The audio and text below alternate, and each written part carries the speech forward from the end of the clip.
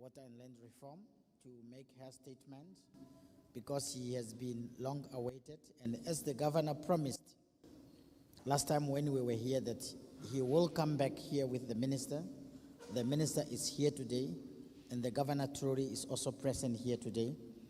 Then the minister will be able to address you. After that, we are going to have again the anthems because the meeting will be closing, and thereafter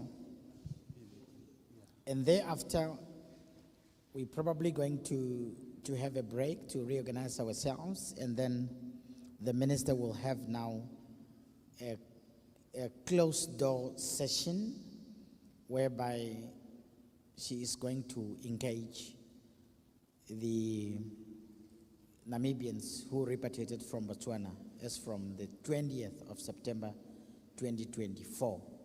Then the rest of the public members, if perhaps want to greet the minister at a later stage, we will be around the whole day.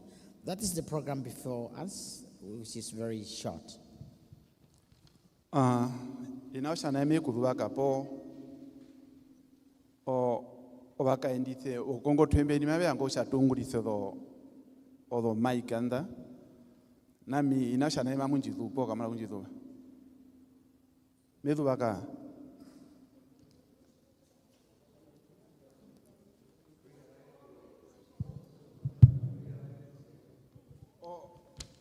namba omukanditho shungula wewa ndino nditate nangolo washa me tunolutundu tunalolondwi okushoshalefe kusha maluka enda ndino ndi atukubachi oshinachi tenga shato kukarapo kishakarapo embulo la Namibia ndimo ngula oshisha bali ongumbiro ya karapo oshisha tatu shimashikarapo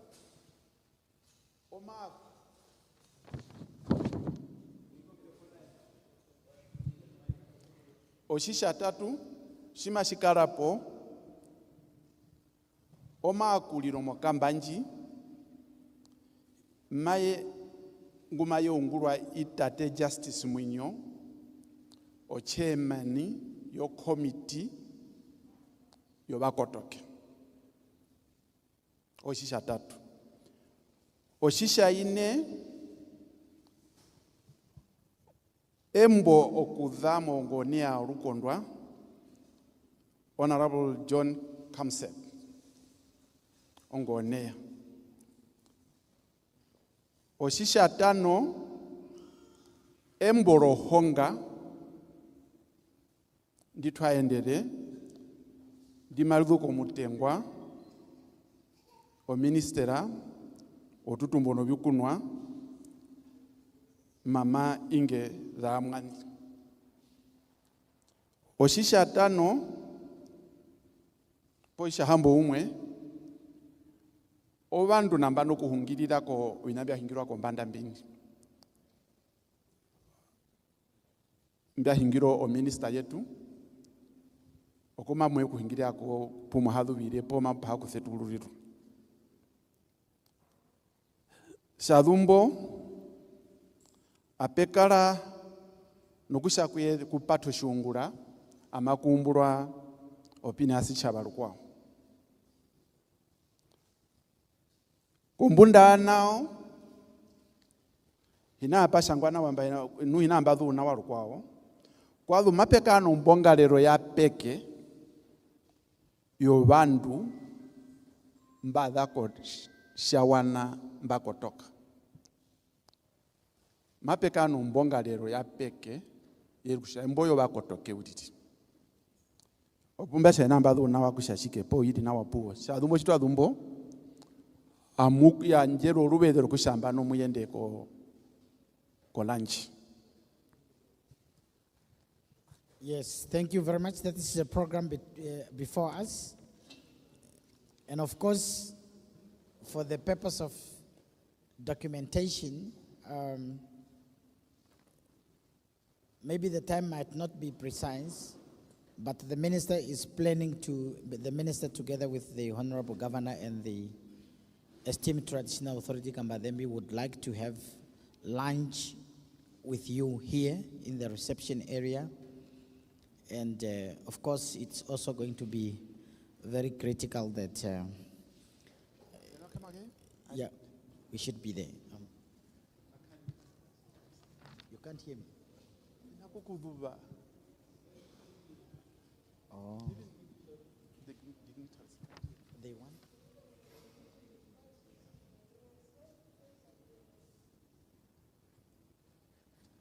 Okay, let me repeat again.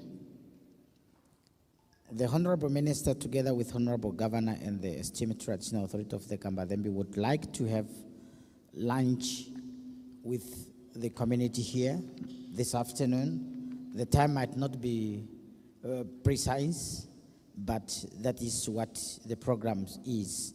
And then that would be concluding of the program.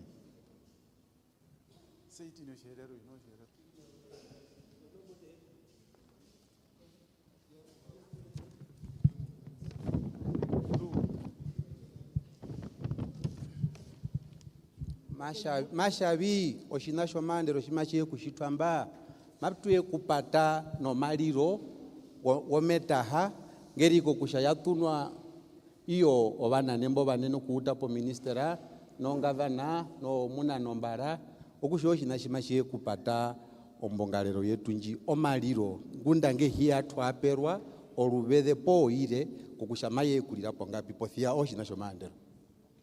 Okay, without wasting any time, I would like to invite now Mr. Justice Mwinyo to welcome us. Mr. Mwinyo, the floor is yours, sir. Okusha mulubede ndwi meningire omutengwa Justice Mwinyo okuyakura obahame mu mbugalero nchi.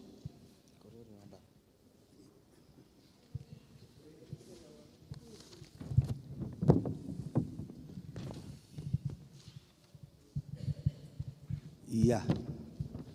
Mamumini kwa amuhe nohange ya mkuru. I would like to take this time to greet everyone here with the peace of God.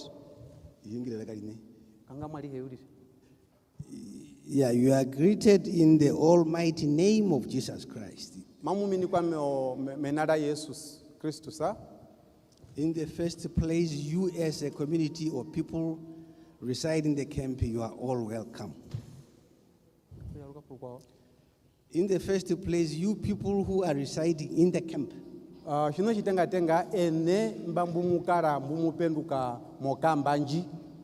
are all welcome. And as you know, we have guests. I would like to give them the same sincere welcome.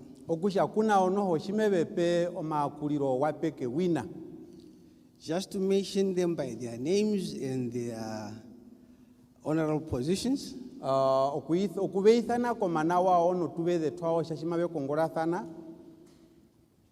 We have in our midst some of the most important delegates.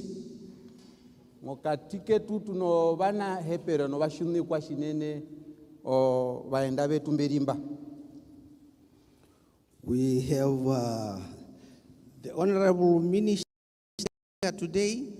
Tuna omushunikwa o ministera nunguli o muhungire weubandino. Inge Zaamwani. Mama Inge Zaamwani. Followed by another. Okay, before I conclude, as the person that we have actually been asking for her to come and address you. Okusha iumwe eye onguli omundu kutukara tukonja shinene kokusha alikane nganangwe eyemba tuekuungira kuna epo tuekumunathana.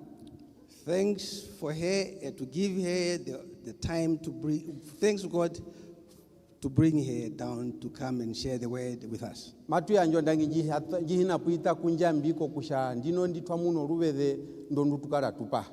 And herself as a person, kuye oshomundu, we give her a great thanks. Matu ya nja okuhepa shinene. I think we can give her a round of applause. Meningire kusha tumupe tumutoneno make shinene kumuyakura.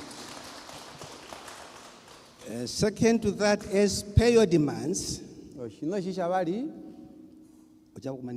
oshako maningiriro wenu ya we have the Honorable Governor, tuna omushunikwa ongonea yorukondwa John Hamsep, mtengwa John Kamsepa, who as well we have been asking for him to come and be here. wina ngutukala tuningira kokusha ngatumuningirirwe eye kukara mukamba jituye kuhungira kuna God does things. mukuru wa shiti nao. And we have a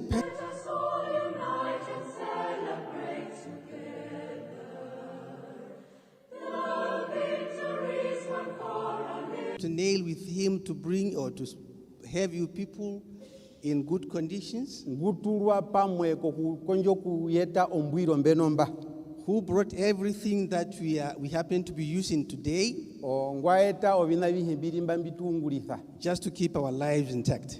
ngoko kushatumu kuyenda ku mulungu po tumuno kuhupa. Mr. Nangolo, you know him all. Omutengwa ndu tate Nangolo. I think you can give him another round of applause. Kaishitumu po maketu tono make kumuyakura. We have in our midst another very important person Ngokatike tutuno mundu noho muna hepero shinene who gave us Kanana, ngwe tupa ehira Kanana mutulindi the place we are pleased to be going. ehindiri kosha bashaterwa shinene kumatuso kuyenda. His ancestors and God made him the only person to avail the land to us. Nguri kokusha otate banjera kokusha alireye gumetu pendo ehindo Oshipahewa. oshipahewa. I think him too deserves another applause. Eye wina mahepa omake. We thank him for that. Matumu ya njero ndangi nji hatupo shina. And we have in our midst our chief who have been working together, myself and him, just to try to bring whatever is here. Tuna omunane noho omuhona ngutupenduka pamwe pepapa uwa mukotuanga mamba. Mr. Justice Wapimbi, Omuhona wetu Justice Wapimbi. not forgetting his chief fellows who have been working together relentlessly to have the situation as it is. Tuhina kudhembako kushongutukala tuungura pamwe aruhe upupu no udhe okueto mbwiro mbenomba. I think to the entourage of the chief Kampadembi, he did not come here alone. Wina noho meango kuyanjera ondangi yapeke kokusha ombaraka mbadhembi ulimo katike tu kaendere rike. I suppose all of them did the same. Sorry? I suppose all the delegates did the same. They came with their other colleagues to come in. Wina noho edhemburuka kokusha no vanene mberimba kabendero beno omaoko wao mamuho bapuuna bo bubeungura puuna bo. We welcome all those. Okusha amuhe mwakulwa Not forgetting, not the least, but the same important, the members of the media. Ambihina kudhemba obanje bodhombude berimo katike tu. Who you happen to be seeing sitting behind you. Buma mumunu ko wingi mbahama kongotwe yenu ngwina. It's another honor to this occasion. Una hepero chinende ngo kushabekare mokatike tu okutide uwarandino ndio mwanumbulirine. They are here at least just to take whatever you'll be saying. Okusha verimba okutora odhombude okuonga odhombude muashie shimatuye kuhungiramba. Don't be surprised to get yourself heard in the Namibian radio. Because what they have disclosed to me is that from there they will be having some round talks with all of you.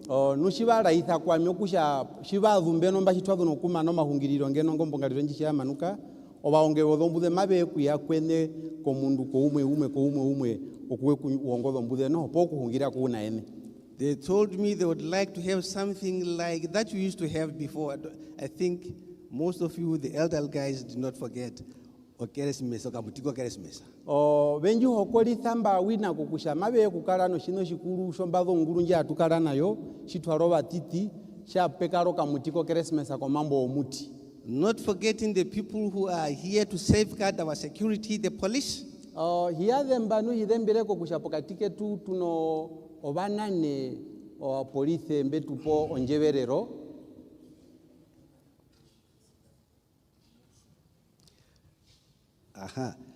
I'm reminded of the most important item. Thank you. I'm reminded of the councillor recently elected. Alikane mamunjithire shinene twa badhembulukithiwa mbako kusha tuno mushunikwa kondwa Moses. Sorry? Mushi Pedres. Onguli Mushi Petra sengwa thekamangwe councillor yetu Sumukwe constituency. So in the almighty name of Jesus, you are all welcome. In the almighty name of Jesus Christ, you are all welcome. Ogushamena romu kuture wetu Jesus Christus amuhe mwa akurwa.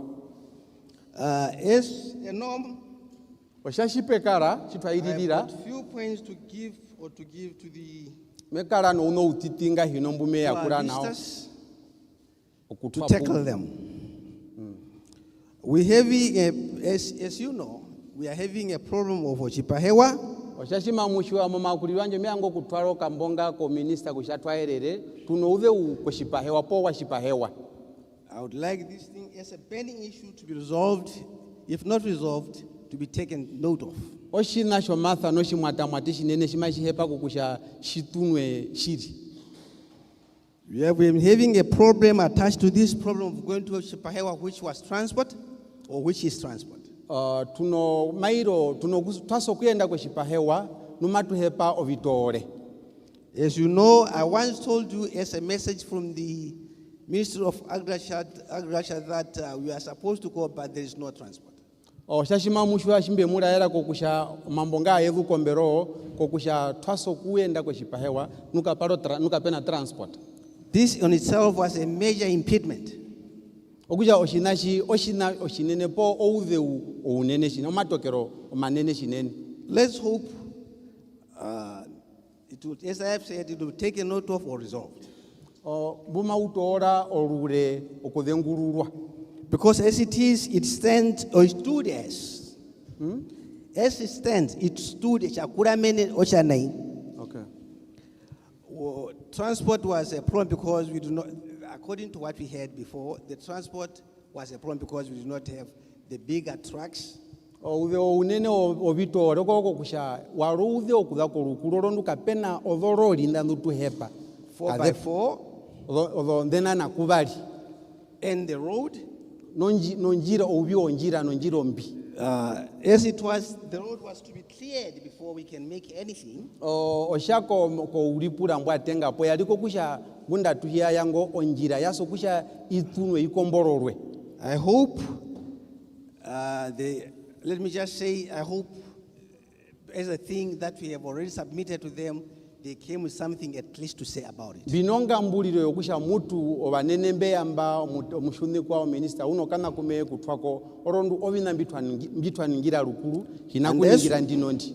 And as you know, again, we have got an insufficient supply of tents. Shino shisha kwao shitwaningira ponga hino shimiango kutwara kuye echo kusha tunouve uodotenda tunouhepe odotenda dekaera ko batule oponamba. This they know, I know, and I hope it's part of the things to be resolved. Meshiwa ko kusha ishimwesho binambiri ko kusha mashihepa omadhengururiro Or to be talked about. po okuhungirirwako. And we're having another issue, or if we are to go to Shipahewa, there is totally no communication.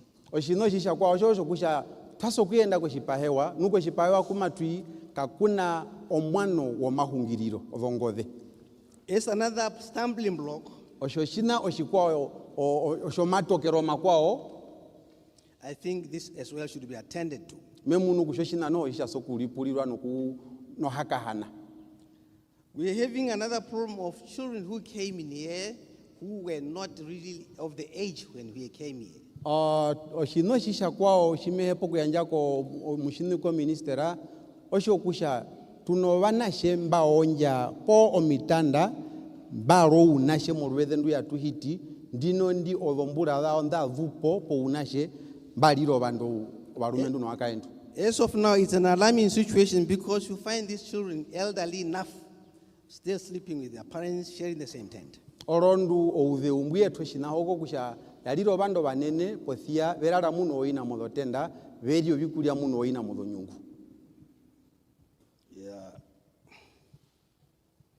You know, again, we have a situation of vehicles to be registered. What? We're having a question of vehicles to be registered. Oshino shisha kwa oshashima mushiwa tunovi hauto biaso ku ithake wako vonomora da shawana vetwe kindo da Namibia. I'm just saying it because I know they know these things. Ovinambi mekonjo kutwapo uliri orondu ovinambi twatwara ko murungo ruvede bia yarukuru kombero. It still is subject to be resolved. Pothia aero vino vina hepero bima vi hepo kuhungirirwako. And I can count the whole day, then it will mean the meeting will be. Ovinambirimba omatokero ngerimba kam omengi puperiko kuja shingamba uto kuye twako kolimwe rimwe eubo kutoka.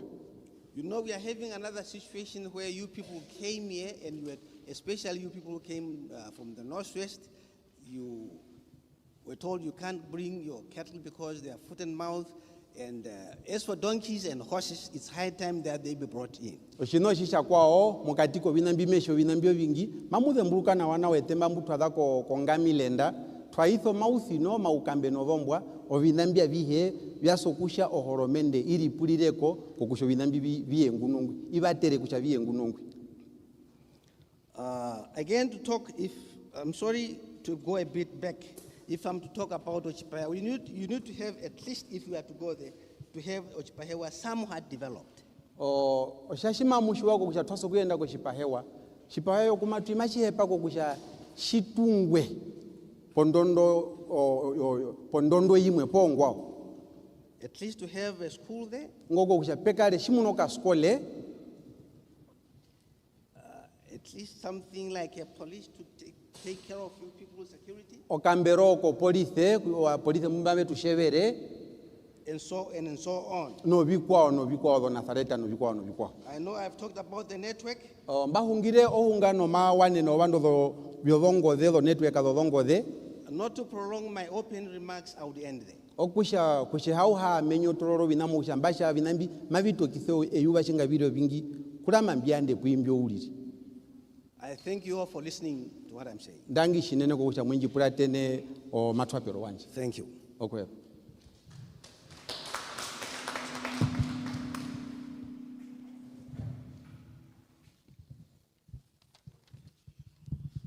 Thank you very much, Mr. Justice Mwinyo, the focal person. Mutengwa Mwinyo. Esteemed community members, you know that once upon a time in this very same hall, the Honorable Governor for Southern Juba region, Honorable John Kamtsep, he addressed you and he made a promise that he was going to come back in this very same hall. And he's going to bring the minister so that together they can come and address you. And I can tell you, he's a man of his word. Yeah, batengwa ndumbu mwahamamba mamuthe mburuka na wana wako kusha moruka pitave the shitwali mwindo ruvede ndunundwi shitwala twa hamamba omutengwa ndu omushinikwa ongavana ongonea yorukondwa watwapo mambomba nga kwidhika kwene kokusha mai numaka konja olongonjerwa dhehe puma enene okukapaha o ministero kuyeta mo ruvede ndwi nambano ongavana emborendo wadhikamitha engwi ndino nishimatuhungire waende no minister okuye kutarathana momeho kuhungira kumu. For those who do not know Honorable Kamtsep, is that he's a transformational leader who have spent much of his life transforming people's lives by giving them skills in his profession as a teacher. Ngahino kumbe hina kushiwa katiti okuyaruko mbunda vihaha mbunda ohunga nomushunikwa ongonea omutana ule wominyo yovandu osho mundu waro mitiri okusha shiwena okusha omundu mukwenje nokutana ulo minyo yovandu osho byungura mbyaungura ule odombura bamunyo. He is a hands-on man who is very well articulated in issues that are related to. He's a very hands-on man who is very well articulated on traditional matters and the political matters. Okusha omundu nguliko kusha kamuhungire wakauliri omundu omungule ngutwako make ko binambi mahungire ko shinyoshe shinga aeno oupyuke chinene mu byombavu no mu maunguliro wo politika. A humble people's servant who believes that every Namibian must get opportunity to live in a decent manner. Omundu womwinyo wokehi omulisusuparise ngumunako kusha omunda uhe wa Namibia wasokupewa shishe mupwira. A leader who never want to break his promises when he made a promise. Omunane guhabanga okutitha ohoni komakwidhikiro nga ungura. Fellow Namibians, I am introducing to you to invite with all humbleness the Honorable Governor for Otjozondjupa region, Honorable Kamsep. Nangeta mbomeango kuthekamitha omushuni kwa Honorable Kamsepa omunani orukondo lwa Otjozondjupa. Honorable, you have the floor. Thank you. Olwedhero lirolwe muhona. Boro, mwapenduka nawa mpaka toka rukwao. Yeah. I was invited to come here to address the centenary return of the remains of Chief Samuel Maharero to Oganja and the 10th anniversary of your return from Botswana. Banangwa beno mbamba okuyeku yakura po okuyeku vemburuka omapotokero matupa mumbura oisha murongo wa Samuel Maharero. When I came, when I came here, there were two factions, the Ongiama group and the Ohorongo group. And then I said, the president does not want to rule over divided nation. Therefore, from the morning to 12 o'clock, I will be with the Ohorongo group. And from 12 o'clock to the evening, I will be with the Ongiama group. And we had a beautiful gathering that day. Numomero wanjengo matenga tenga ngumi hungiro hunganao babatha obandu mbahanika mu koto wangama geri kokusha omunane wehi oshihungiriro shesho kombanda mbanda okusha usha kavanga okunana oshiwana shisha hanika nushimbe yamba mbabatha peno tupatubali apena ovaherero bongeama no vaherero bohorongo nushimbe yamba okuuta mu muhukanga po murongo na imwe mba hama puno ovaherero bohorongo uhona parembo shipadu mometaha ekahama puna uhona pare ovaherero kondondo yongea nutwakala no shihungiriro oshiwashinene. The next day I got an invitation that people at the resettlement want to talk to the governor, and so I visited them. We sat down and talked, and they said they have this problem, they have this problem, they have this problem, and I promised that I will take it up with the minister, and that is why the minister is here today. Me yuve pendukirwa okusha nangwaru kwa oko kusha ekunangwa komba ikiha kukuda hiye porumbondwi peno vakoto kembu mabehepa okunjimuna komeho no kunjiminika okusha ya atuye kuhama evuo omaudheu o inga na inga na inga mokatika o gumwaningira kokusha alikana mamuningire kokusha emunangere o minister mokambanji ambano minister gumwaningira engwi ndino ndiwe. Although the people said the road to Gam is inaccessible, I said, I cannot go back to my president when I'm asked and said, I was at Oshibaewa. So I went to Oshibaewa to make sure, how does this place look like? What is the road to Oshibaewa? So that I have the first information on Oshibaewa. Mo wienda mboru kwao nohe munu kokusha hine ya mo area yangama etanauka eyaruka no kuhaire kweshipahewa eubande pendukirwa rukwao ethekama eikweshipahewa kokusha nandi mehungire kuna omushunikwa omutatu shurushehi shime mupora pota ohungana ngama na shipahewa mbiene no kumuhe yako kusha oshipahewa ehi oshirongo shishathana kolivi oshimba ya kuchipahewa. I went through all the sandy road. I went through all the places where there is even no road, where there are bushes that scratch the car of the government, but yet I saw where is Ochibaewa, and I saw that there were balls and there is auction pens and everything that is put in there. It is now the promised land to which the people from Botswana is going to get settled. Okusha ekaenda monjira onde uyo muheke onde uyo miti mumba kaenda pothia romande rekabatha koshipahewa ndiri ehinda kwithikirwa ene obakotoko kudako Botswana.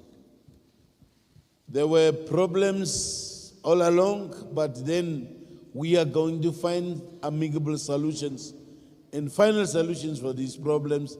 That's why we engaged the minister, and the minister is here today. Shiri meshi wana wakusha okudhambo omaudheunga ngumwe njira era ngundo puye karo puye rierimbo pothia bakananga o minister kokusha tuye kutara pamwe kokusha omaudheunga maedhe ngururwafi. These problems will not be solved by individuals only. Together, we must stand together and work together so that we can resolve these issues. Alika neo kambo kume konjo kutwapoko kusha omaudheunga omwanombuyeri kama yedhe ngururu omundu umwe likeurire yeuru.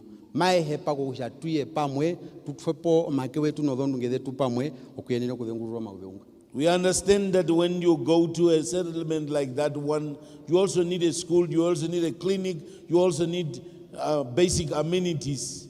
Therefore, it's a complicated issue. That's why we are here, so that we can discuss what needs to be done and what are we capable from.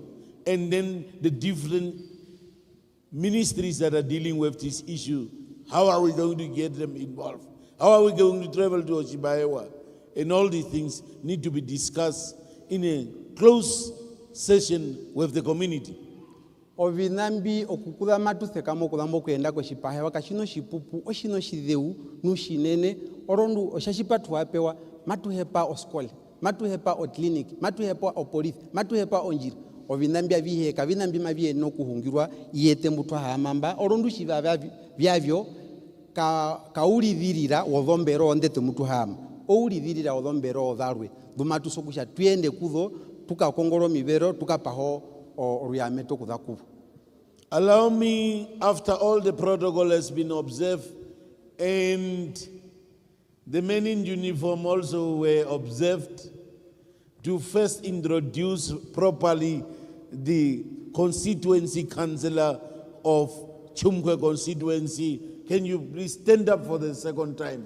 Arikane njia njere murubedhe ndiko kusha tuno umushuni kwa o councillor ya yo matoro lerongo wa Tsumkwe nguli mokatike. His name is Muishi Pedres. Nguli Mushi Petras senale. If you believe in democracy and you go to elections, and then if somebody wins the elections, you bury the politics and then you work together with that councillor. And during my term of office of 5 years, these issues that the councillors do not come back to the communities are out. I'm going to bring him back to you, like I bring the minister, and he's going to address your issues. Together from the office of the governor, we are going to work with the constituency councillor, and then we are also going to make sure that people get properly settled at GAM. That's the only time that I'm going out of GAM. Shuro mundungu itawera mo wiara.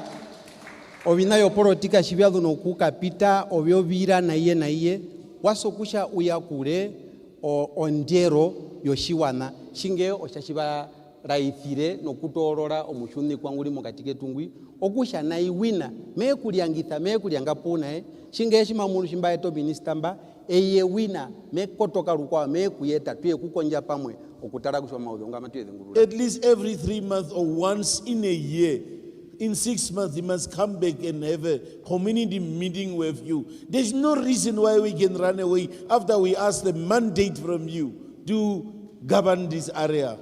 Aime munuko kushoshino shina hepero shine kusha mombura umundu ngwasokusha eye ngunungwi ambara nao kombundo miede hambo ume popo tuvali mombura okuye kushitoka ndara emba ulili kuye kuperform moro ko bandu vangama.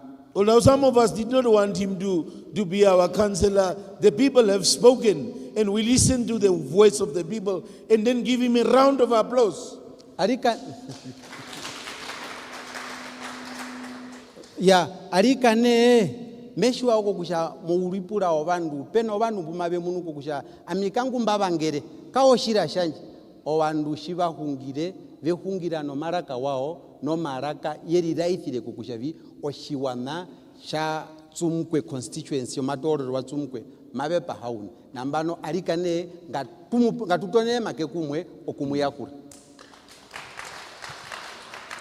Chaumba madu ungura pamwe kuna iye, madu horongane na pamwe kuna iye, madu anga kuyenda ko murungu, katuna kukakatera, kuri now no? As I believe. Now, I want to introduce a daughter of the soil. Meanga oku nambano moruwede ndwi mbi yakure washa the daughter omuyodhikwa wehindi Omukantu wakwatira ko chibanda chongwe ngoro ya nkuri yarikana. Tana hiva. Onguri she is now our minister. Okay. She is our minister of land, fisheries, and agriculture. Omundu ngume hungiro hungana ye onguri o ministera yetu yobitumbwa no bikunwa omahunju omeva no mahi. A daughter who also joined the military struggle of this country and give us the freedom so that you can also come back from Botswana. They were talking to me, I didn't hear. Sorry? I didn't hear properly, they were disturbing me this side. Oh, okay. I want to introduce a woman who also participated in the liberation struggle, even carrying a gun, so that she can liberate this country, so that people from Botswana would also come back, our Namibians. Mevango kusha munji vatere okuyakura othereka dhenjiri kokusha walwira ehindi watoro njembo kushitubeshe okukarwa komikoka kokusha no bakwetu mberiko shawana ndino ndimuye kukano uli pura okumuna kokusha mwaso kukotoka kehireno. A lawyer by profession in geology. Kuye omuni ohahende. She is the one that was appointed first as the only woman at CDM as the managing director. Give her a round of applause. Ngatumupe make. Wauli kwa rukuru mo bihavero obikuru obitenga oshothereka de ayerike okusha wapuma sherenga tumupe tuno make kumuyakura. Like Nelson Mandela said, it is through education that even a daughter of the domestic worker can become a manager of a multiracial company, international company. Obahungiro bawabera ithako kusha nandalire omwashe omungule opongando mukombe obiaya maende no kuyekulira omunane wonganda onene yomata unjunguro matau avu muina ngukombo biaya pongandane. During the term of the last president, the former president Hage Geingob, she was a special advisor to the president on economic matters. A very important position. Moruka pita vede ndukunfakarere pono munane ngwetwe thire rwa romu shuni kwa Dr. Hage Geingob wali omudhembulukithe mobyombwiko olubedo luna hepero shinene. This year she was appointed the Minister of Agriculture, Fisheries and Lands. Okushambura njinonji osha vikirwe osho ministra mushihavero shimeri na indinondi Inge Zaamwani. agriculture. Onguri mama Inge Zaamwani. Give her a round of applause. Ngatumupo make tutako make kumu. Thank you very much. Can you please stand? Ngatu As we muyakule welcome her. kamuthe katuhe. Justice kamura utorokero.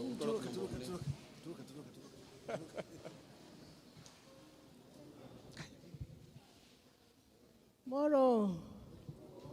Arigane hame. Could you please get seated? Okuhepa ndangi shinene governor. Thank you very much, Governor. Oh, let me stand by the protocol already established. Kurama mbito reko kusha amuhe oshapo bitobyo bihabero byenu no donde ngudenu mwakurwa. But allow me also at the same time to recognize Ombaraka Mbadembi. Nungunda peri nao mebango kusha mungi anjero karuwedero kusha bidemburuke okukara poko mbara kambadembi ngulimba. No, with all his traditional councillors, senior traditional councillors. And the what? And with his senior traditional councillors. No bana nemberi pu na bo bihabero kombanda mo shitosho una nemwe. To also recognize the constituency councillor. No kuya kura no kudemburuka o councillor njiri mo katike tu. And also to recognize our law enforcement officers for coming out to be here in this meeting. Mevanga okuya kura no kudemburuka kukarapo koba na nebetu wonjeverero mbahamamba. But most importantly, to thank you all for coming. Nushi nene okuyanja ondangi nji hatupo shina kwene amuhembu mweyamba. For this consultative meeting. Mo mbongalero yokuye ku minikathana. As the governor have said, and as well as the director of ceremony said, I have been requested by the members of your communities to come and meet with you and listen to you and hear your concerns. Oshashinga patu hape warukuru yongavana nomu tengwa nangolo kokusha oshiwana hi shobakotoke shaningira kokusha hiithanewe mbiyemba tuye kuhama pamwe okuye kuloro kudengurura omauve ongerimba. And although I receive your letters only around October, you know, sometimes people write a letter to ministers, and those letters don't go directly to ministers. They stay within the structures here before they come to us.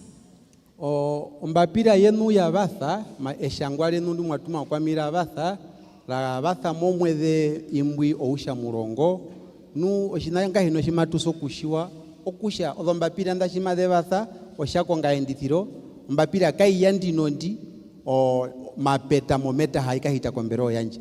Ngunda ishino ruko karo vombero muiturungira ama haika ya kombero yanje. And how I came to know that you have written a letter was through an article on NBC where there was an allegation that you wrote me a letter in May and I have not even responded. So I started asking in the office, do I have a letter from the people who are at the reception center at GAM? It took a few days before they can bring it to me. Kushambie ku mbapira yenu neshangwa yenu ndi mwatuma kushalie kuhitamo make wanje re kuhitira po vinambia turungira motungovi enembi mwatuma motungovi okusha eshangwa rotungovi yalira ithako kushavi kwa shangwa ombapira jimba shangerwa okusha okuta nambano kuhitamo mukoka okukonjo kukondonona nokupura kuimba mumbiungu rapu nabo okushanga vepyathe vepa hende shangwando okusha apetoro mauwo para okushomba piranjo bike imuni. I then invited Mr. Nangolo after I have seen the letter, having read through it. I say, let us sit and let us see how and when we are going to address the concerns of the fellow Namibians that are living in the reception center in GAM. Okusha shimba dano kulesa ombapira yenu oshimba ithana omunane wokambanji guli omutengwa nangolo atuhama okutara mombapira njino kusha ovinambi mabide ngururwa vi bya shamako ba Namibia obakwetu no baenda. And I did not want to come when I don't have solutions, to come and listen to the same concerns that have been spoken about over and over again. Okusha atutwapo kutarako kusha orune shimatuso kuyangunongwi pothia aperiro pade ukwami okukonjo kubango kuhakahano kupurukuto kuyangunongwi ambihina onduto yuna ubali momake wanje bume munuko kusha maubatero kuvengurura obinambyo. I also want to tell you that, as you have heard from the Honorable Governor, I'm one of those Namibians who went into exile for the liberation of our country. During that time, I was also in reception centers, I was in transit centers, so I know what it is to be in the transit or reception center. Oshashin mwavu mongava na shandu nukutwapoko kushambi umo bandu mba yako mikoka po mba yako yo penje okutaurithiwa iyo omaru irongali mo ukoto wa Namibia. Oshina shime shathana pi mo uripura no ule koto wo bandu obaenda bashindo kudhake hirarwe numbu mabepa hokubatero. Oshina shime shiwa shinene. During the time when we went into exile, we went through Botswana and were in a reception center for 6 months in Maun. Nushia tupiti okudhamwa Namibia okukonjo kutaura onyungu njali mehishi twaya okutupuka twakakala omyedhe hambo umwe ko Botswana mushirongo sha Mau. We could not proceed to go to Zambia because at the time, within the SWAPO liberation movement, there was the Shipanga rebellion. So our leaders in Lusaka didn't want us to come over and get mixed with this Shipanga rebellion. Okusha shitwali mbo hinaishe kushitako kushalume tukaro miedhe hambo umwe Mau paro nyungu katiti yobakwetu mbali ko Zambia kutwala matuso kuyenda obakwetu mberi ngwa betu heko kushangunda mamukura makatiti orondungunda peno onyungu oputwa kalera nao. During that time of 6 months when we were in the reception center, Namibians who were in Maun, your ancestors, our fellow Namibians, Hereros like yourself, who were living in Maun, they fed us and they clothed us and they took care of us. Momiedhe mbyo hambo umwe mbitwaliko Mau oba Namibiena baliko Mau ukusho ba Namibiena mbu mahe etem o tate no bongundu etu obomba roba tulira babutswana mbali mu ukoto wa Mau oba ndumbo betu yakura na betu sekiritha pupaenene abetulitha betu yakura. So I want to say thank you to all of you who may have had ancestors in Maun, who took care of us and who contributed immensely to facilitating the war for liberation of our country.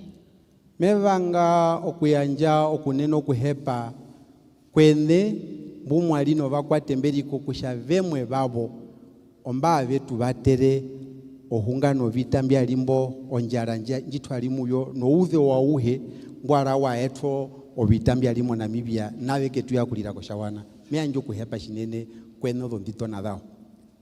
Now to come to my statement. Nambano okuyake mboleuba ngoyaro kama kumbale yepo fomoro uli yaro moro yanje nambano okuyake mbolanje randino ndi. First and foremost, I want to give thanks to the Almighty who made it possible for us to meet here today at this time of the year. Mianga okuyanja okuneno kuhepa kunjambi mbitenge no kuyanja okunene kuhepa kunjambi ngwe jipe omatha okusha ndinondi tuye kukala pamwemba. We are meeting here today more than 15 months since your return to your homeland. Matu hakaene imba ndinondi momwedo usha murongo no mwedo usha tano okudhamo maherukiro wenumba.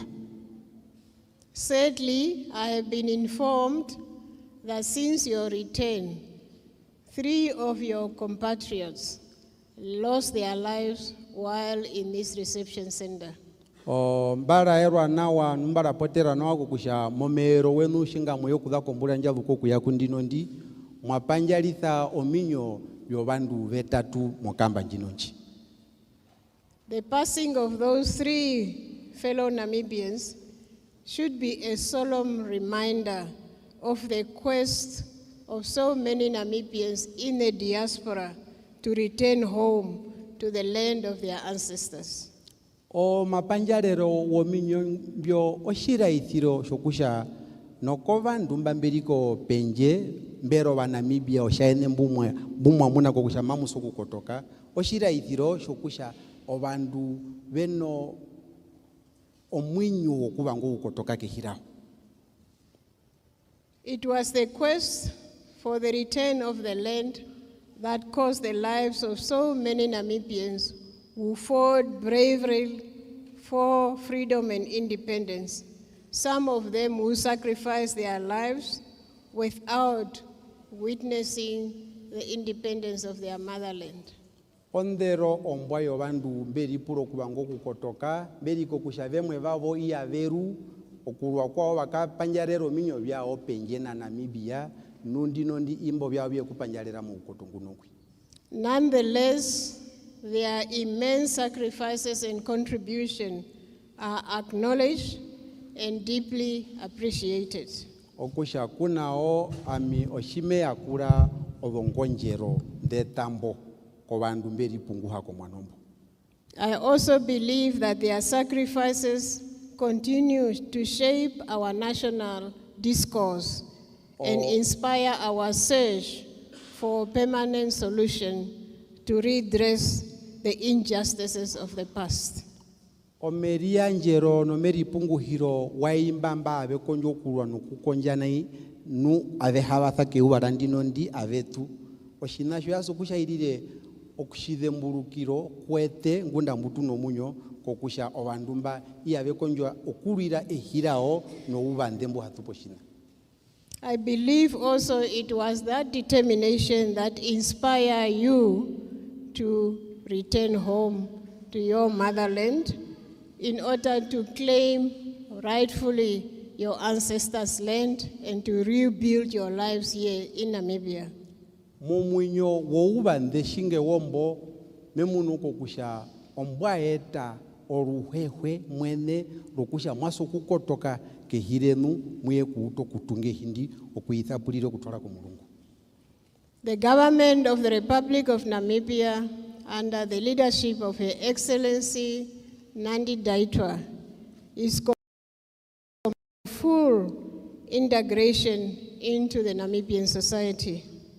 O horomende ya Namibia aihe pombo mbambu wayo yirike hiye unane omutatwapo omushuni kwa president Shuru Shehi Nandi Daitwa vatwako vombwi nindae nene okukonja okumuyakura nokumupa ohambwarakana njae nene kokusha muliro wa Namibia no shoba kwenu. We acknowledge that there has been many challenges, but we believe that together we can address these issues and help you to rebuild your homes in your motherland for your current and future generations. Tunonga mbuliro njae nene yokusha mehindi mamuya amuye kuhama mehiro onyokondi amuye kuhama amumuno mbwiro amulitungo kuyenda ku Mulungu amumuno mbwiro njae nene. However, that process requires active participation of every stakeholder to ensure that the process is implemented smoothly. Kashina oshipupu okuyapo ndondo njime hungirire konjo okusha oshima ihepa ohambwarakana ya avehe obanarupa moshinahi kokusha ombwiro njo iye kwenu. Prior to your arrival in Namibia last year, the government, acting through a cabinet decision, establish a steering committee for the repatriation of Batswana of Namibian descent. Ngunda amuhie yangunda amuhie aheruka ohoromende ya Namibia mukulituni no kuya kwenu patwapewa o committee njalino ounepo peke okuda modo ministry peke okuthembamitha omakotokero wenu. The ministry, which is the convener of this committee, remains responsible for keeping cabinet informed regarding the process being made with regard to your relocation and welfare.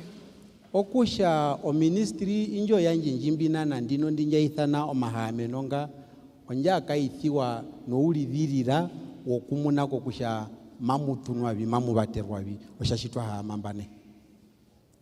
In this process, although we are the line ministry steering the process, we remain open to constructive proposals with regard to the facilitation of your integration into the broader Namibian society. O ministry yetu njino hoshashinga iri nai owetoba paturuke owetoba kutuke okuyakura omune auhe mumauvu angalire kwene okutarako kusha mamuhitithiwavi mamuhitivi mehira Namibia po umbomba waro kusha muteke po kwenu mbiri mehi. However, those constructive inputs must take into account the cabinet decision that has already been taken and must uphold that the integration is done in accordance with the laws of the Republic of Namibia. Ovinambia vihembi mabikonjo kuungurwa mbi byaso kutuurungira mokusha hapo injo veta ya Namibia amaitu urungire mo rutundoro do minister ndulo cabinet hapo njo veta ya Namibia oyo maisha vi okusho vinambia vihembi mabiungurwa kabina kutwapo veta penje mabiungurirwa mu rukoka ro veta. I was informed that prior to your return from Botswana, you consistently exhibited unity and cohesion. I was informed that prior to your return from Botswana, you exhibited unity and cohesion. Badhubithiwa na wanumbara ero anawako kusha gunda muhia kotoka ngunongwi. Mwaraitha okuri kutapa mwe kuhatupo shina. Mwe yangu nongwi amuro shimbumba shimwe shisha kutathana. Your collective decision to pursue relocation to your country of origin was communicated clearly and effectively through established channels of communication. Ovinavye no avihembia muungura mokukonjo okupaha okushinda mwaramu aungura onjira nja ipupalitha omahungiriro wenu kuno obitwa bihebyo horomende. I am also informed that this sense of unity has remained amongst you ever since your return from Botswana. Evubithiwa na wako kusha omwanombu okuungura kumwengwi kwa kukwalino hange okukwe mutida ngashimwamu yekuheruka ngunongwi.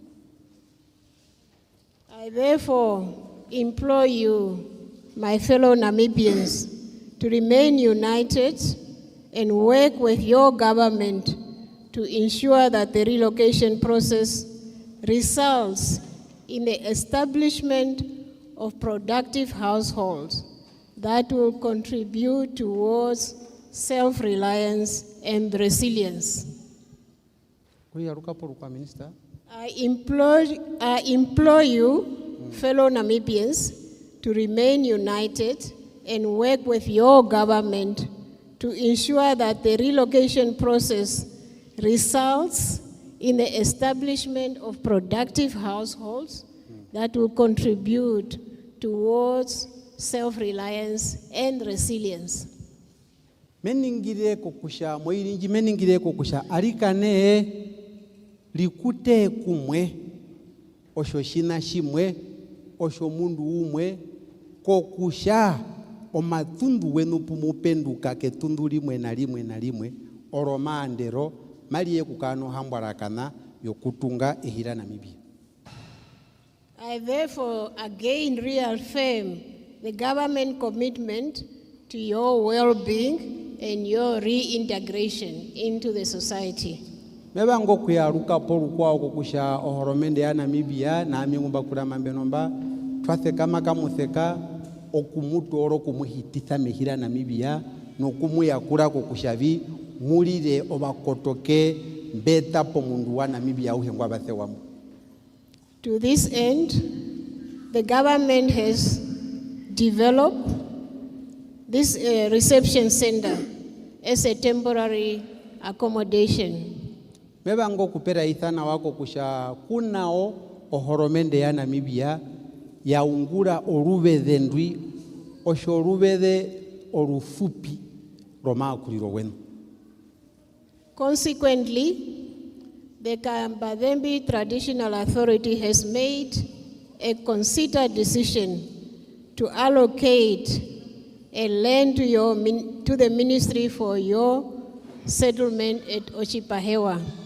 Okusha kunao ouhona pare oshirata shombara Kambadembe oshiba yanja ehi ndiri kukusha ene ondakwidikirwe ene kukakarako. As you might know, the government has developed infrastructure at Oshipahewa, water infrastructure, and multi-purpose crawl at Oshipahewa. Okusha kunao has developed. Has developed, yeah. O emboro minister marira itha kusha okusha kunao okuraitha o maungulirongo kumatwapongo ohoromende ya Namibia ya ungura o orubethe kweshipahewa pumamukakara pondondo yomeva akutoporo njombo akunguro byunda byuye wakandino akutwake wobinane no meva shambo akunguro sala. We are aware that water is never enough, so we have plans to drill more boreholes in time. Meshi washinene mbero yanje maishiwa na washinene kukusha omeva ngeriko Shipahewa kaya na kuyene na ngunda omatiti nu mwetemo maunguliro wetu tunoplana yokukonja okutopora odonjombo odongwao okuwedha omeva kwa Shipahewa.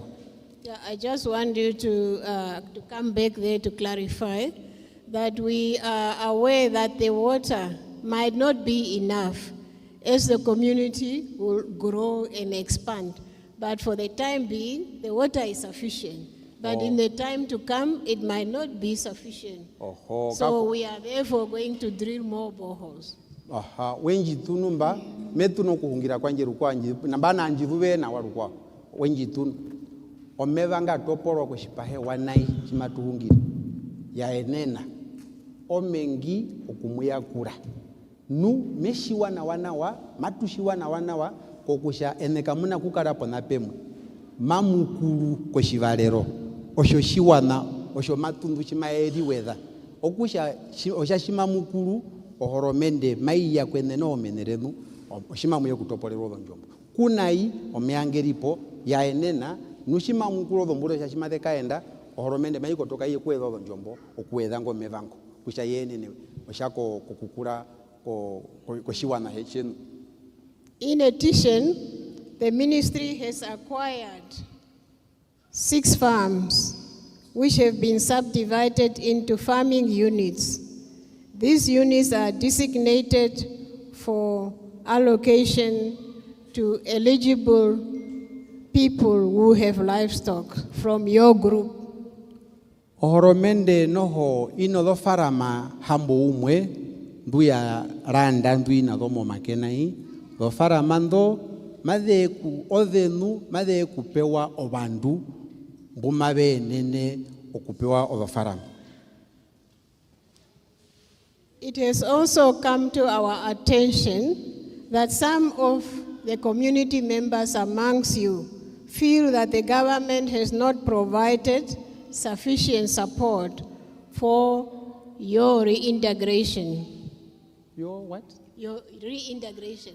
O peyamo ulile mbuluka wetu noho twavuba nawa okusha vemwe venu vemuna kokusha ohoromende kaina shina shiungura po kayungura pupa enena okumuyakura. I just want to remind you that prior to your arrival in Namibia, we notified you that you would be received in this designated reception area.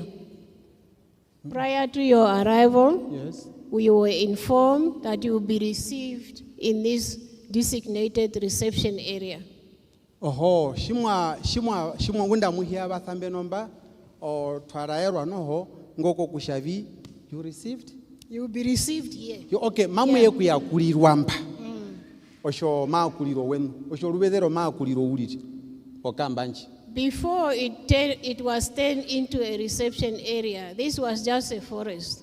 So government invested significant resources to clear the land, subsequently construct the security perimeter fence, and set up the reception center. Ngunda muhie yapo namba putulimba roshi hwamba. Okusha ombero njino horomende veku komba po namba. Osha shima munu shipe kutwape okamba nai ape kombororo miti avike wa vishitwafi. Ngunda muhie. As I said, government has also acquired farms in other parts of the country that were intended for your resettlement. Oshashimba raitha okusha ohoromende kombunda anao opuye kulandero do farama nderi kokusha noho mamu yeku yakulirwa muvu. Additionally, the government provides monthly food rations. Government ensures sanitation services through a contracted company and maintains security personnel at the reception center. Okuweda kunao ohoromende ai yanja ovikuria ai lide mburuko kumunesha maiso kuyanja ovikuria omwede no mwede rukwao porumbo ndunundwi apetwa of security okuyanja njeverero. To date, the government has invested over 115 million Namibian dollars in this initiative. Government is? Has invested 115 million Namibian dollars since to maintain this reception center. Okay, ohoromende okuyari kune ya ungulitha shimariwa shishitapo 115 million oku tungando ruvedendwi nokumu yakuro shashimu akuwane ushimariwa shisha ungulithiwa okuyaku ndinondi. I was also informed that recently the Ministry of Home Affairs was here. You have been registered, and those of you without Namibian identity cards receive IDs, that those who are of old age have been registered for pension and they are receiving their pensions. So I'm just saying this to try and dispel the notion that government has not done enough to look after our fellow Namibians in this area. Okuya kundino ndinaishi mwadhano okuya kuruambe nomba ohoromende ya rupando ro immigration ro passport no ID rweyambe nomba okuye kuyanja ouruonjukiro no tutu to mauyenda tutulio do passporta kwa muhembu mweyamba pondondo njiriko kusha ye kuyanjera beri pondondo yo ukurundu okuyenena okulishangithira oukurundu mbuliko kusha shimatuhungire ndinondi obakurundu bethutwa obimaliba byabyo ukurundu okusha ounambwi mekonyo obinambimbe bithuba rukurupo thia mekonyo kuraitha kuimbambe muna pomberaitha kukusha ohoromende kaina ruya meto ruishita okuyama okumuyama oshobakotoki. However, as I said in the beginning, I was once upon a time in the reception center. We therefore acknowledge that your stay here has been long, and we need to begin the process of your integration into the wider Namibian society. Bala itha kokusha shitwalimo binabyo swapo sha tupiti penjo kutupuka eteuna twakala mu ami umehungire mbakala mu rubeze nduli kusha tuyekukala mokamba shingenjo yenu njinonji okuhupa ohupo yokamba meishiwa nu naene onji muri muyo pothia horomende kaihiri manene horomende maikonjo pupa enene kokusha mupite mokamba muhite mukatiko wa Namibia be. I am informed that some of you have acquired livestock, while some of you, I am informed, still have your livestock in your pockets. Bala erwa kokusha pena bemwe benu shimatuhungire nayo shashimwa hamamba beno bina munyo mu koto wa Namibia mu. Nuno hongunda peri nao ngunda no mbadhu kokusha pena bemwe obina munyo byao mbiri modonjatu. Nyibyo bimaliba mbiri modonjatu denu. We must therefore move with speed so that we can commence our farming activities to ensure sustainable livelihoods for yourself and your families. Okusha oshinaho kwa moshimashi yeta oulide mburuka okusha matusoku hakahana ingoko kusha mbeno ovongo mbenda nderi modonjatu ade hapanjara bene no kuhakahana okutana uliro binambyo mo ututa. In this regard, I would like to make the following formal announcements. Okusha kunao mevanga okungulitha oirinji koshiveta okuraitha impi. Firstly, we request that every family that returned to Namibia on the 20th of September 2024, as well as those who arrive subsequently, must prepare to relocate to Oshipahewa for allocation of farming plots. Mevanga okuraitha nei oshitenga ovanda vehe imbamba herukamba oku eubandoro do 20 September okuya kundinondi ovandumbo kokusha vaso okuyenda koshipahewa mohakahana kokusha vekaute oututa wao shimanga. Your cooperation in this process will be highly appreciated, and ideally, we want you to start moving as soon as possible. Shiri matu ningire ohoromende po ombero yanje mai yanja ondo shimweri yanjere po cooperation nshikwa mkuru cooperation shimwakala no maunguliro wa pamwe wokusha muyende koshipahewa mukauto ututa koshipahewa. The government will provide transport. Ohoromende mai yanja ovitore yokumuwathitha koshipahewa. And all omake mukamuka transport anu minister maira ithako kushabi shimwa iko shipahewa maiva ngo kusha muvu pomo kamba ohoromende maisha mwasukuru pomo kamba pumwa thana ayo rumwe tulimo ndorongo tukanyotoroke ko shipahewa tukaungulu ututa nu o transporta yokubathitho mitwaro byetungo ohoromende maiyanje. One of the truck is already there. One of the truck is outside. More are coming. Okuraitha o maunguliro nge hahungire porwe o traka imwe yakura mairi penjonje. More and more. Okuraitha o maunguliro nge hero kuhungira ko shinyo penje peno traka nyimaitoro obando kutwa ko shipahewa. And more are on the way. Obihauto byarwe amuri hungirire obihauto byarwe biri monjira mabihingwane mabi yangu nungu.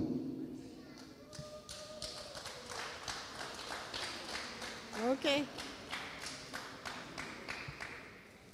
Secondly, Oshishabari, the ministry, in consultation with the traditional authority of this area, o ministry njino njinjo yo agriculture yanje njimbinana pamwe no together with the traditional authority of this area, the ministry. Okusha o ministry ohoromende chitu shohoromende pamwe no banane olukondwa ndwi. Shortly before Christmas, we'll allocate the 8 units from the farms that were previously purchased for you, some of you. Obanane bombavu pamwe no horomende mave kuhama pe hingundo Christmas ahialiwa okutara kokushadofara mandanderi pondarandwa mave kukonywa bi kokushamu de konywa mupewe de kondwa kondwenei omunda uhapewa kapaka ke bantu bumabenene bukabanda vehe obantu bumabenene mwete bemuno kupewa oupaka mulofara 8 families. Oanu bumabenene okupewa mbo upaka mbumehe olofarama omatundu hambo ndatu uliri okuja mamu ye kutororo matundu hambo ndatu mokatikenu ayepewa mbo upaka olofarama ndehewa mwindo hambo umu. And once you get your allocation letter, we ask you to take possession of your unit within 30 days. Kuimbo baningandu bumabe kumuna otubede toto do faramando matumunuko kusha okukupo olubede rwendo momayuba omirongo 3 okatura opito kaendu iko farama yo wape olubede nu wape ofarama okusha momawo mirongo 3 wasokuka kambulo olubede. So unfortunately it means for us Christmas and New Year is going to be hard work to build our homes, isn't it? Okusha kuna matu bangoko kusha oshina tutwako make kusho pondondo okusha chimamuka lyo Christmas opuo ukalilo Christmas mo farama poshi pa hewa ukalilo Christmas apoyoe poshi peri awado aulipo ywe nambano.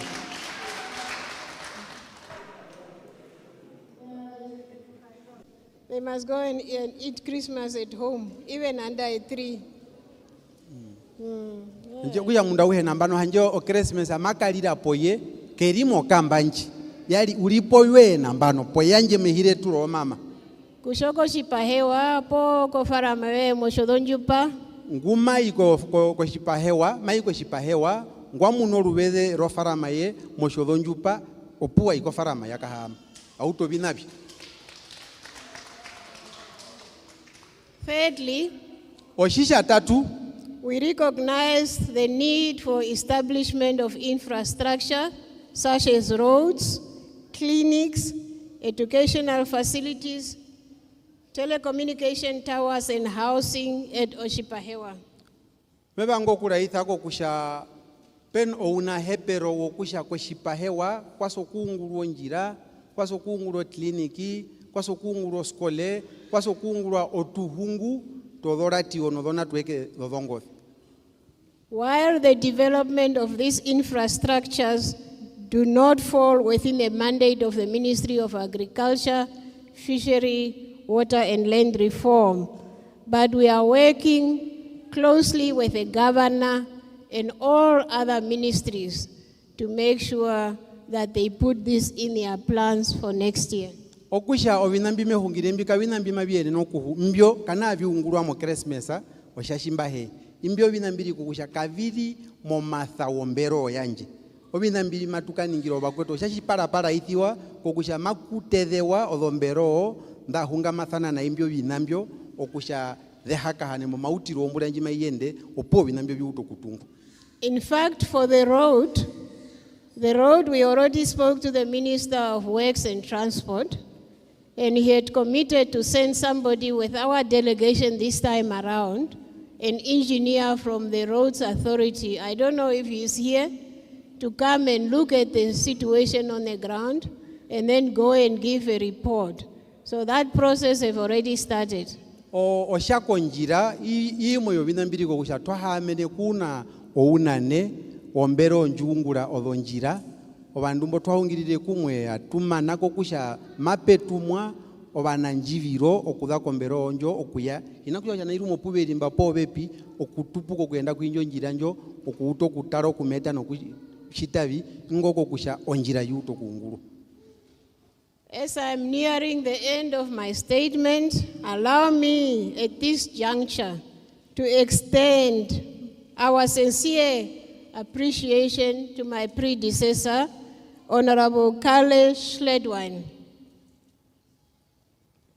As I am nearing the completion of my statement, allow me to extend our sincere appreciation to my predecessor, Honorable Kale Schledwine, who started this process. Aha, mevango kushanambano shime yako maandero wo shihungiriro shanje mbiyanje okunene okuhepa komunane ngwalimba o minister njali porubedhendwi ngungu twali nae sha tuheruka dino ndingwa heruka ko unane meanja okunene okuhepa ko munane Kale Schledwine ngwa itho byungura nae.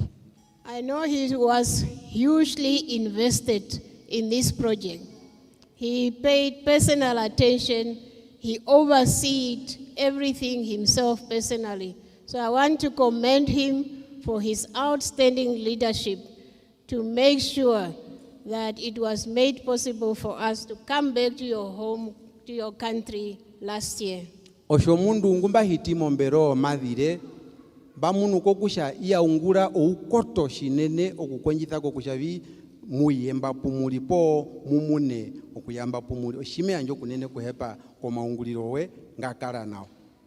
Abo kashiperi kana mwe mumunine kana were makatikenu Weya tumuni mumwi kalshilote tatengo mubapa mulume nungo mubapa ngwa atakumo shingirito shingi ya ngomo ojitho mbapa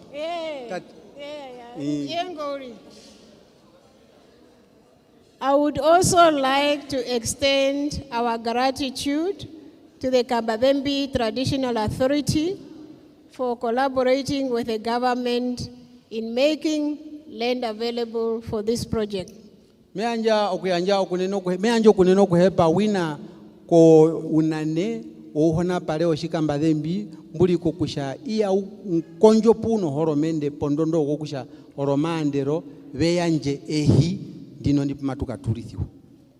We look forward, Bara, for ongoing cooperation to enhance the livelihood of this community. Tangi shinene mbara kokusha okulia njera ehindo wanja outoni ko wakotokemba.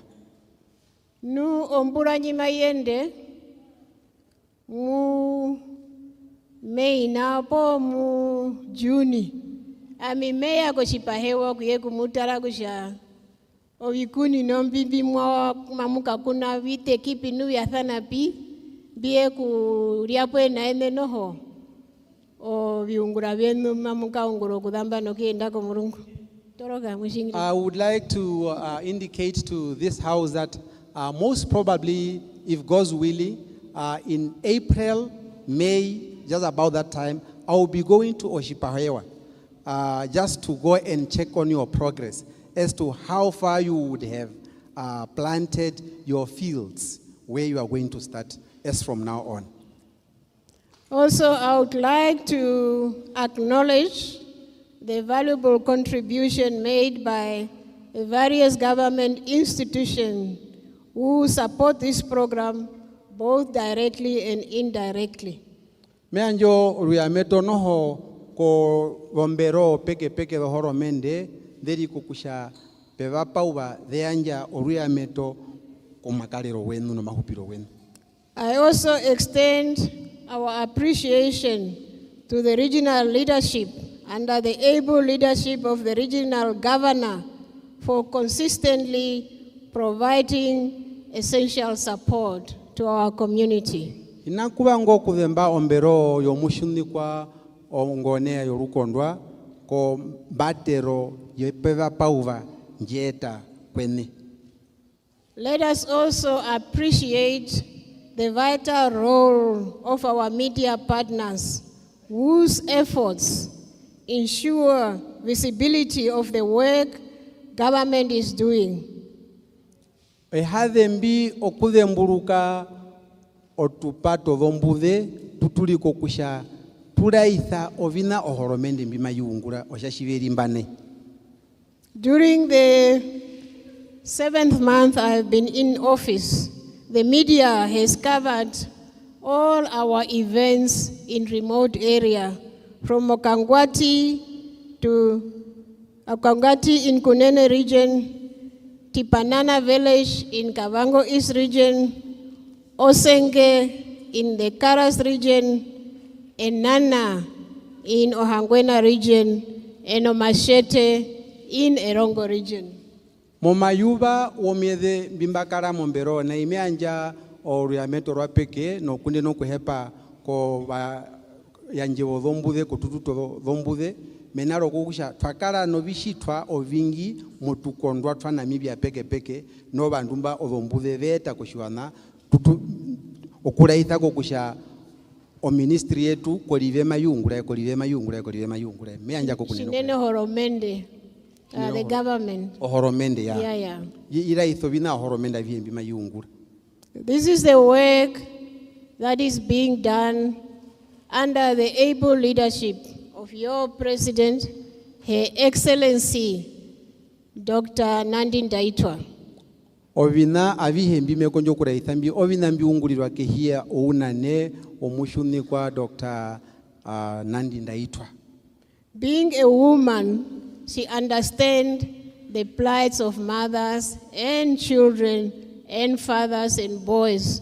And she has charged us as ministers to make sure that we deliver speedy and efficient services to our people across the country. Osha otherekade mama omukwate ngutambo ovinambisha hama shitu hama puna ye uroro kuningira kwete aruhe kokusha ngatu hakahane okukonja okuyeta ombwiro njaenene ko bandu ba Namibia ave.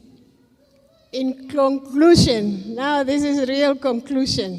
Nambano mbipate, I would like to assure you that your decision to return to your homeland is both commendable and significant. Meanga okuraitha no kukwidhika kwene kokusha oulipura mbu mwakala nao nondando nji mwakala nayo yokudha koko shawana okumuna kusha mamu kotoka kehiro onyoko oshinaho yali oshina hepero nu oshinene nene. It demonstrates the love for the country of your ancestors. Oshina shimashiraitha orufuvero ndumunaro kehiro bakwateveno. Your endurance and resilience have clearly demonstrated your unwavering commitment to reconnect and build your roots within the land of your forefathers. And this is appreciated very much. O maunjiro wenu, omitimo mire, novongonjero ndumwakara nado, shiri madera ithako kusha mwalino mbango yokukonja okuyeku tunga ehi roi hononyoko. As the festive season approaches, while I have the floor, on behalf of the ministry, allow me to extend to all of you the best wishes for the season, and I hope a prosperous and a wet new year for all of you as you take possession of your new homes.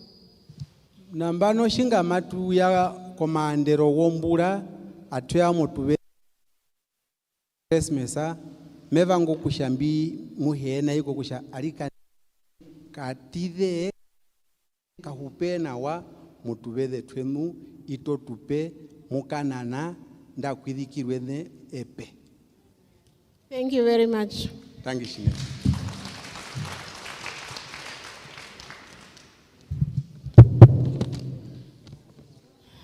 Shiri, Minister here.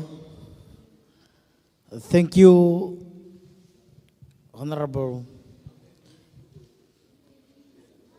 Inge Zaamwani, my minister, our Minister of Agriculture, Fisheries, Water and Land Reform, for a very powerful statement and yet a clear directives that you have given this afternoon to your community, who are really have been waiting for these directives. Shiri meango kuyanja okuneno kuhepa ko honorable komu tengwandu o ministera ngwaeta omambo omawa momahatenya wandinondi meanja ondanginji hatupo chinakuye.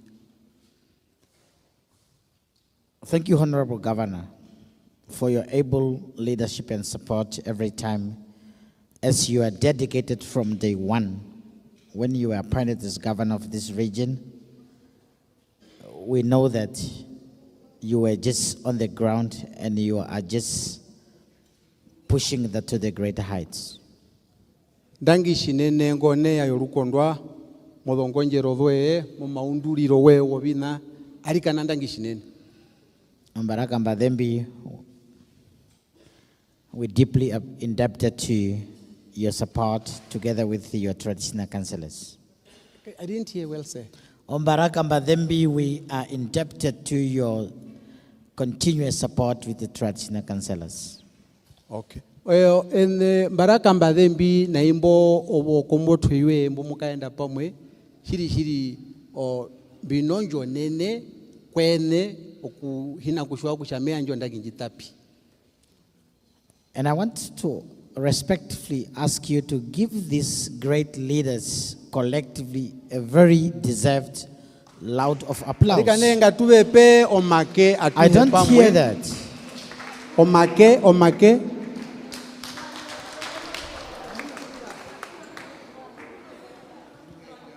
Yetemba. Okay. I asked them to give a big round of applause to the leaders. Kayetu eyeshima munu na amishime munu. Kayetu kombwiro njaye twa hiyo minister. Ponga hino memunusha kamuna kufulana wa mutu. Ndokusha mamu fulana wa arikanenga tuyanje make koma hungiriro wanga hungirwa banene betumba.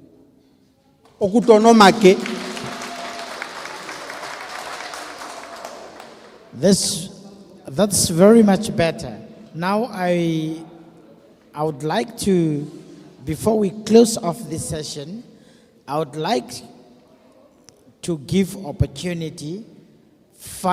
opportunities, but only to the members of the media, if they have any points that they want to get clarified for the consumption of the public, or maybe even for the audience, because there will be a dedicated session as you community members will directly engage the minister. But this 5 chances is going to the media for clarification if there are any questions. Okusha nai shimatu ungura nai meanja omake orubede ndu meanja komake 5 wobando bahungire rumwe mbuma behepa okapuliro ko ministera yoshina kangamwa shibe nasho ko bandu mbobo bombuze uli ngunda ari etembo shiwanete bambuku kwa dubi matuye kuhama kombundanu atukara no shihungiriro shapeko okusha kunai omakengu meyanja o bandu bodombuze rutengo ku okupuro kanaka okumabe pura po kutwapo kamboka okubenako behere to shiwanakako o bandu bodombuze uli kunai nubetano.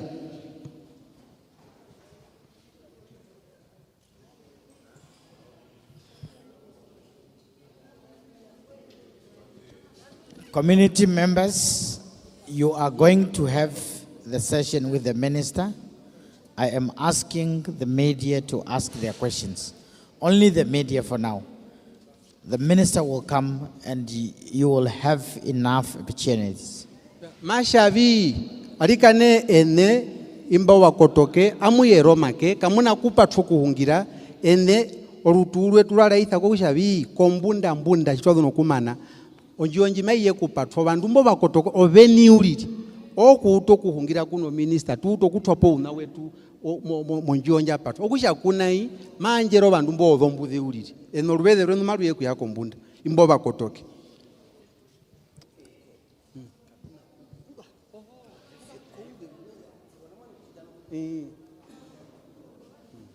Thank you for the opportunity. My name is Emal Seibib. I'm a journalist. I work for NBC. Minister, I was here with the community about 3.5 weeks ago. And there were concerns raised, but my understanding, and I stand corrected, is that there are already a certain group that has moved to the farm that the minister referred to now. And then there's a group that remained here at the camp here. Their claims were that the area, if it is indeed the same area where there's already a borehole drilled and there's a group that moved, their direct words are that it is uninhabitable and not fit for farming. Has such comments or concerns reached the minister, and if minister can provide a comment if possible? Peno omaheya ngera itakokusha peno bandu shibana imba yako do farama. Okay.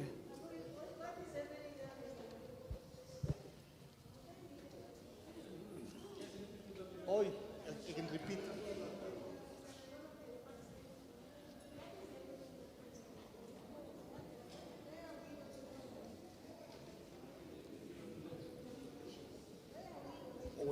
They are just asking the questions, Honorable Minister, then we close off.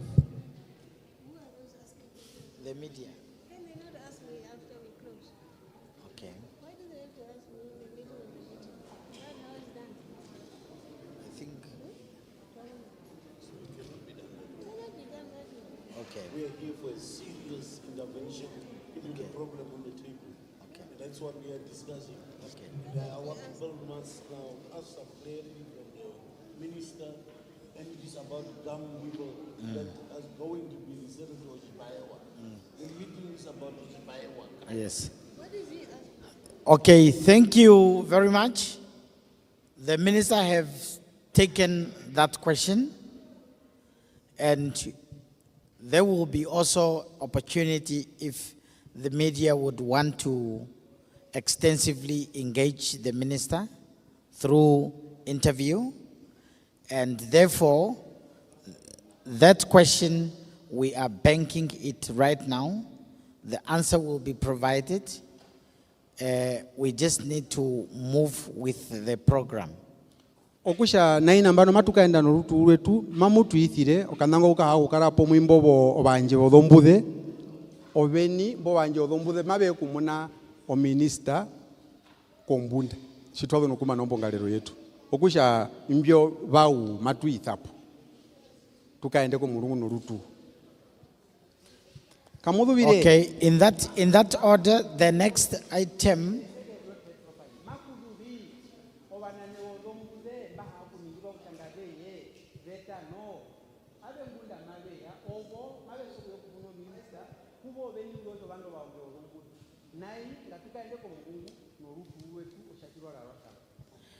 Okay, with that understanding, I would like to invite ourselves as we are moving closer to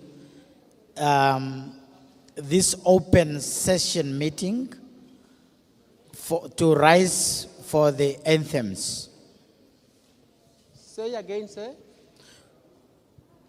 Sorry, I didn't hear properly. Check the program. We are moving to the session of singing the anthems because we are going to close this session which was open to the public.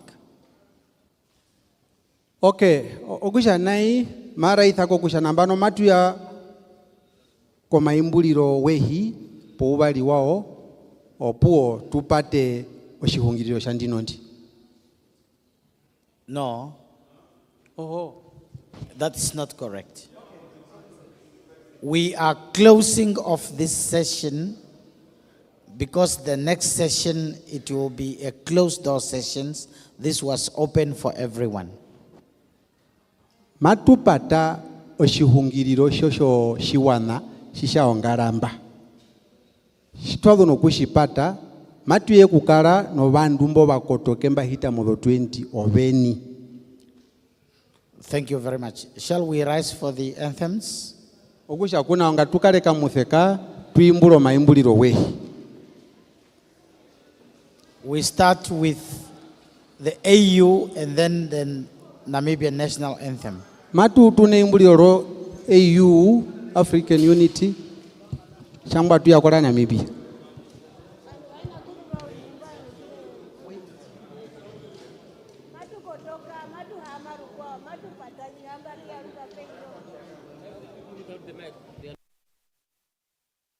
Let us all unite and celebrate together the victories won for our liberation.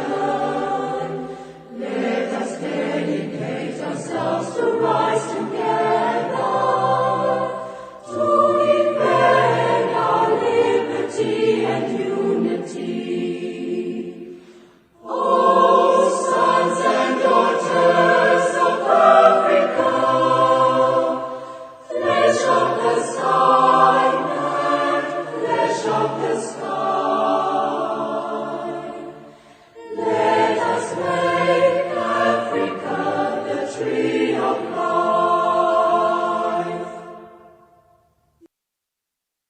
Namibia, land of the brave freedom fight, we have won. Glory to their bravery, whose blood waters our freedom. We give our love and loyalty, together in unity, contrasting beautiful Namibia, Namibia, our country, beloved land of Savannas, hold high the banner of liberty. Namibia, our country, Namibia, motherland, we love thee.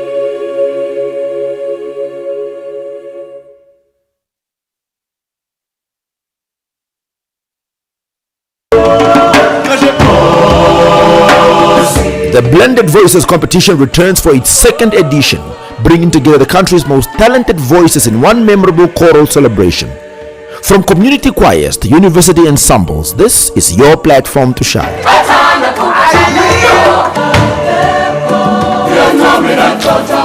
Do you think your choir has what it takes? Well, submit your video until November the 30th, 2025. The winning choir takes home a whopping 100,000 Namibian dollars, while the first runner-up scoops 50,000 and the second runner-up walks away with the 30,000 Namibian dollars.